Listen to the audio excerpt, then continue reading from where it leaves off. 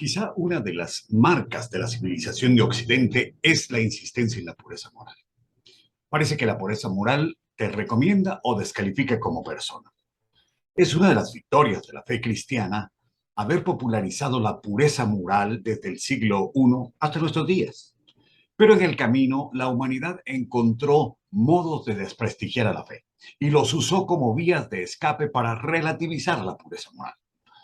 Quizá el momento más importante para destronar a la moral judeocristiana sucedió a partir de la Ilustración y de la crítica moderna y posmoderna a la fe, a los milagros y a lo sobrenatural en nombre de la filosofía y de la ciencia. El efecto neto de esto ha sido la aparente victoria de formas de vida amorales. La homosexualidad a sotto voce en Occidente, mientras los hombres perdían la fe, o la permisividad sexual que aumentó mientras hombres y mujeres se hacían ateos.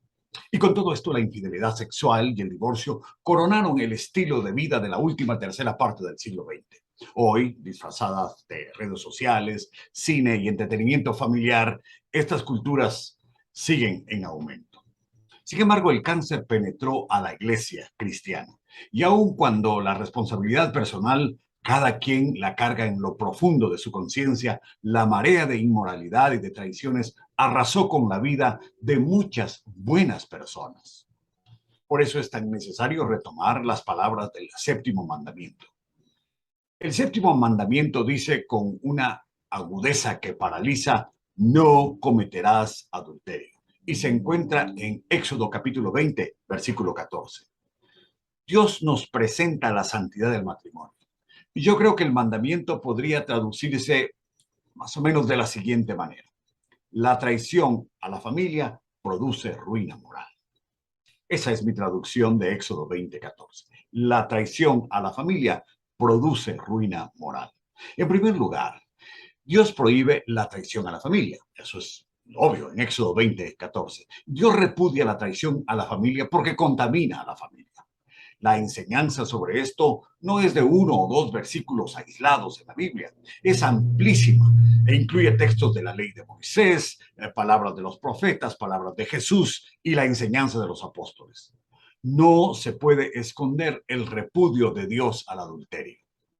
Hoy usamos la palabra adulterio en forma metafórica para indicar que la leche se puede adulterar con agua o que el vino se puede adulterar. También usamos metafóricamente adulterio para decir que no se debe usar un objeto o una herramienta para otro uso que aquel para el que fue diseñado. Sin embargo, adulterio en sentido neto y lato es el acercamiento íntimo de un hombre o mujer, casado o no, a otra persona que está casada. Los jóvenes hoy están buscando una guía moral. Y como profesor universitario he tenido la oportunidad de sentarme con muchísimos jóvenes a platicar de sus decisiones sobre la vida. Ellos saben que irse de farra a la discoteca y amanecer en cualquier habitación está mal, pero a sus padres no les importa. De hecho, los padres creen que estas experiencias están bien para que sus hijos e hijas maduren. Pero esa indiferencia de los adultos con todo y la tolerancia que comporta no puede esconder que Dios condena este aprendizaje de la traición y de la deslealtad desde tan temprana edad. Con todo, consuela pensar que además Dios perdona la traición a la familia. Si bien esas son cruces que se llevan en el alma, la única idea clara es que todo aquello que Dios condena es también lo que Dios perdona. Que la traición es el territorio del hombre, pero nunca el territorio de Dios. Que el juicio y la condenación la llevamos desde antes de haber nacido, pero el perdón y la gracia son el resultado de confiar en que aun cuando nosotros somos infieles, Dios permanece fiel. Por otro lado, si bien es cierto que Dios nos ve con amor, también es cierto que para nuestro prójimo, para los seres humanos, el pecado y la traición son intolerables, son imperdonables. Esa actitud humana de rechazo al pecador, como mínimo le recuerda al pecador la justicia de Dios, por un lado, mientras la mano abierta del hermano y del amigo que ofrecen amor a pesar de la culpa le recuerda al pecador la misericordia de Dios. otro lado, la responsabilidad personal es innegable. De modo que, en primer lugar, hemos visto que Dios prohíbe la traición a la familia, pero mire lo que vemos en segundo lugar. Dios explica que el pecado sexual trae ruina a las personas. Las personas caen por el pecado sexual. La traición al esposo o esposa es pecado porque la infidelidad causa dolor al prójimo. Y todo lo que denigra, ofende o destruye al prójimo es claramente pecado ante Dios. Que esto sea parte de la nueva cultura de Occidente, pues no debe extrañarnos. Hoy el hombre no tiene valores más que la búsqueda de su propio placer o de su propio bienestar. Pero la pregunta más dura y con razón tal vez la más indignante para muchos es ¿cómo puede un cristiano caer en esto? El índice de divorcio se multiplica desde Norteamérica hasta la Patagonia. Curiosamente, es menor en las familias indígenas o en las familias originarias. Pero en el caso de los cristianos es sorprendente. Los judíos en el primer siglo, digamos que equivaldrían a la cultura cristiana, que sabían del rechazo de Dios al divorcio. Y sin embargo, había entre ellos divorcio. En el diálogo de Jesús con los fariseos, se evidencia esto en el capítulo 19 del libro de Mateo, del Evangelio de Mateo. El adulterio, dice Jesús, es un pecado sexual.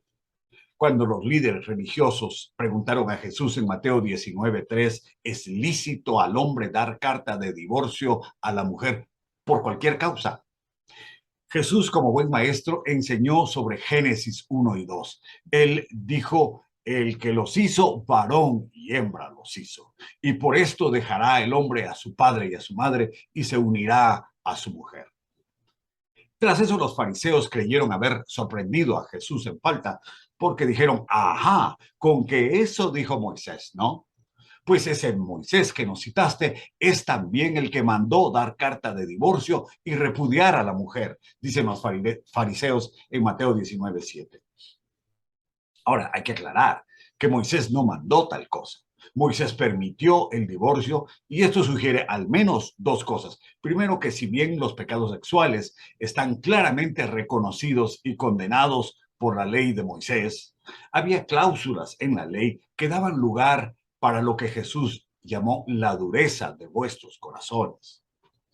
El segundo punto es que en días de Jesús era posible, aún entre los judíos, el divorcio. Y Jesús dice que el divorcio era parte de los pecados sexuales o que encamina definitivamente hacia ellos. Jesús fue a Deuteronomio 24 y lo usó para responderles que el matrimonio es un regalo de Dios y no un contrato. Una sola carne es lo que el hombre y la mujer quieren hacer cuando se casan. Es, digamos, como el torso y las piernas, o como la cabeza y el torso. No se pueden separar. Esa era la intención de Dios en el original. ¿Habrá alguna cosa que quiebre ese compromiso? Según Jesús, no. Bueno, hay una cosa, según Moisés, la dureza de vuestros corazones. Cuando el egoísmo ha convertido al ser humano en un corazón endurecido al punto de que mutuamente las partes no pueden perdonarse. Aún Moisés dijo, bueno, dele carta de divorcio. Tan inquebrantable era ese compromiso de una sola carne que al oír la enseñanza de Jesús, los discípulos dijeron en Mateo 19:10, si eso es lo que está en juego, bueno le fuera al hombre no casarse. Y justo es lo que Jesús recomienda, no casarse de nuevo. Lo dice en Mateo 5:32 y en Mateo 19:9. Sin embargo, aquí en Mateo 19, cuando los discípulos dijeron en Mateo 19:10, entonces mejor le fuera al hombre no casarse, Jesús dice, un momento, no tan rápido, porque eso de la soltería no es para todos. No todos son capaces de vivir solteros, dice Mateo 19:11. Y dice además que el que sea capaz de ser soltero, lo sea por causa del reino. Mateo 19:12. Y eso da a entender que no todos pueden llevar la soltería. De ahí que se plantea el gran dilema para el divorciado: hacerse el soltero y quemarse o comprometer su vida de nuevo otra vez en matrimonio. Pablo dijo, es mejor casarse que estarse quemando. Y en esa lucha solo puede decidir quien está en esa condición. Bueno, ¿qué hemos dicho? Primero, hemos dicho que Dios prohíbe la traición a la familia, pero en segundo lugar, que el pecado sexual trae la ruina de las personas. Ahora, mire lo que encontramos en tercer lugar. Dice que Dios castiga la ruina moral trayendo juicio a las naciones. La conciencia de la nación es la familia, se nos dice acá. Cuando Dios presentó a Israel la forma de vida que ellos tenían que tener en la tierra prometida, Dios les dio una larga lista de pecados sexuales, algunos de los cuales a usted probablemente nunca se le hubiesen ocurrido, pero como Dios sabe que el ser humano puede diseñar diversas formas de mal, Dios les fijó unos límites. Uno lee entre líneas que lo que Dios está protegiendo es la salud de la familia, la integridad de la familia. Los límites se encuentran en dos pasajes del libro de Levítico. Uno está en el capítulo 18, versículos 1 al 30, y el otro en el capítulo 20, versículos 1 al 27. El primero habla de pecados sexuales, el segundo de otros pecados y además de los sexuales. Sin embargo, curiosamente, entre el capítulo 18 y el capítulo 20 se halla como un sándwich el capítulo 19, que habla del estilo de vida moral, del espíritu de la ley que está detrás de estas normas. En otras palabras, el hecho de que los capítulos 18 y 20 sean casi enumerativos de los pecados sexuales, dice el capítulo 19, no significa que todo lo que no está enumerado sea válido.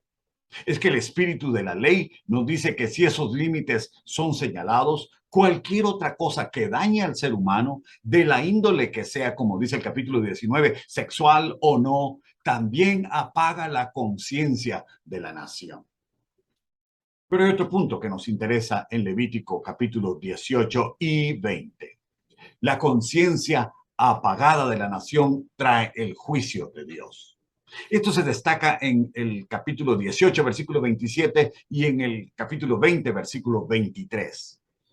Y estos dos versos nos recuerdan que las naciones que Dios juzgó cayeron principalmente porque en su estilo de vida tenían todas esas formas de pecado sexual que se denuncian acá.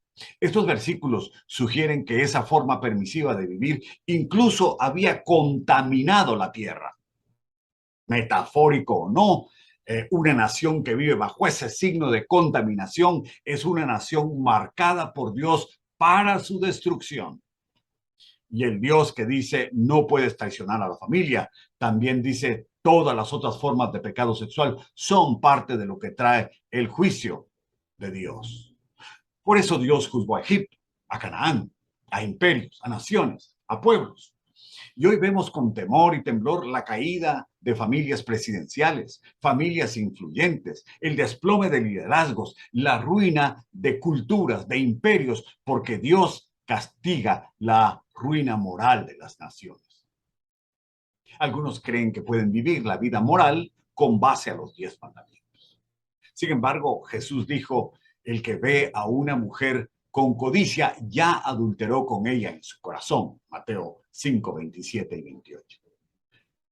De modo que no somos inocentes. Y si bien las consecuencias de los actos son más serias, las palabras de Jesús aquí son una advertencia muy grave. Así es como Dios nos advierte que la traición a la familia produce ruina moral. Muy bien, en conclusión, ¿qué hemos visto en esta punzante prohibición que reza no cometerás adulterio? Primero, que Dios prohíbe la traición a la familia. Segundo, que el pecado sexual trae ruina a las personas. Y tercero, que Dios juzga la ruina moral de las naciones.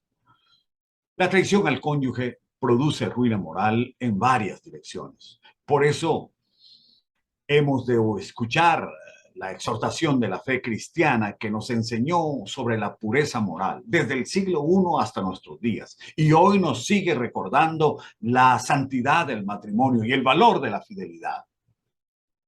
La permisividad, en cambio, aumentó mientras hombres y mujeres se hacían ateos. Pero a esa cultura es a la que usted y yo hemos renunciado o debemos renunciar cada día. Dios, a pesar de nuestros hierros, a través de la obediencia, nos guarda de la infidelidad y quiere guardarnos de la traición. Traición a la familia, una traición que campea abiertamente hoy en nuestro día. Oremos. Gracias, Señor, por tu palabra, que es más cortante que espada de dos filos y que atraviesa hasta el tuétano y las coyunturas, como dice Hebreos. Y Señor, también dice Hebreos que esa palabra revela y manifiesta todas las cosas. Y que todas esas cosas, Señor, están claramente abiertas, están claramente visibles ante ti. Y por eso, Señor, es que sabemos que tú ves nuestro corazón, ves nuestros hierros, y venimos, Señor, delante de ti, primero para pedirte perdón como nación, para pedirte perdón como individuos, para pedirte perdón como iglesia, para pedirte perdón como civilización. Ayúdanos, Señor, a vivir de acuerdo a esta exhortación que demanda la pureza de nuestro corazón.